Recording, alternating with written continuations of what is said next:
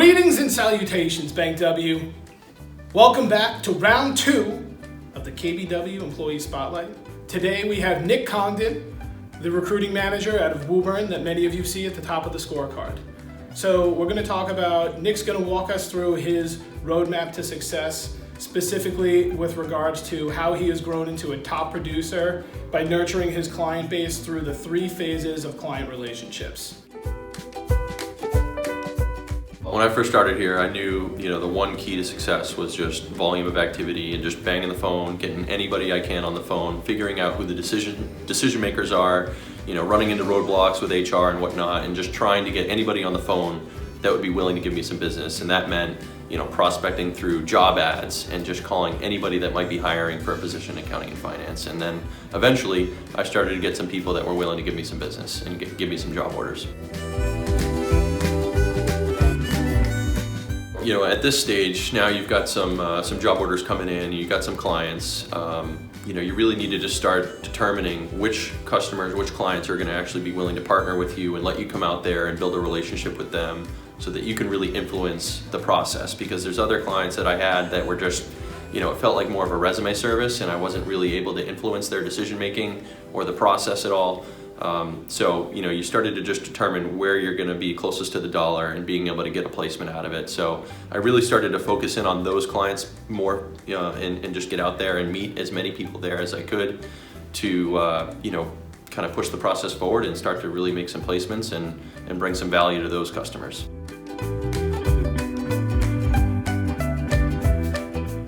So, you've made some placements now. We're dealing with clients that we've had some success with, and now they've got maybe a next round of hiring coming up, and they're starting to call you first and get some thoughts from you, get some strategy. You're starting to be asked some questions of what would you do in these situations and so on.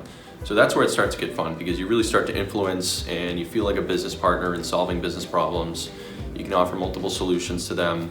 And the success ratio goes up tenfold because you're starting to get information coming to you before it's even posted out there online.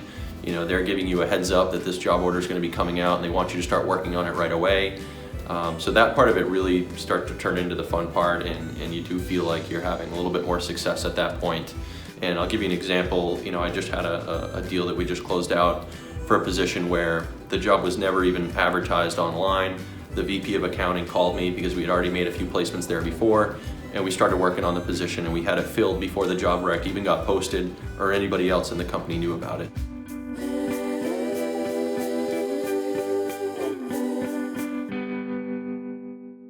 This was an opportunity to basically get involved in a networking organization, or start one rather, and we had some success doing that on the IT side of our business here. So I started to seek out some advice from those people, and basically kind of started prospecting the idea to some of my closest business partnering clients, like I mentioned, and they were totally on board with the idea because it was just an idea of peer-to-peer networking and gaining a better understanding of some of the challenges going on in the accounting and finance world. So everybody was under the idea that this would be a great networking group to start.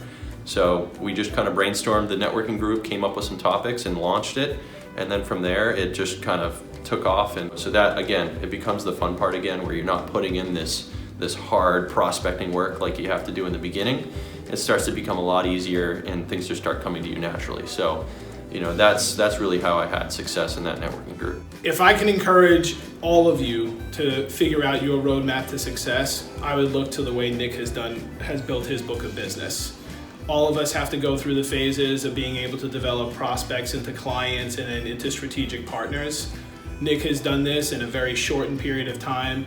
His client base loves him so much. I think that goes to show the relationships that Nick has now built over his time at Bank W, specifically building his book of business within KBW. And you should all do the same.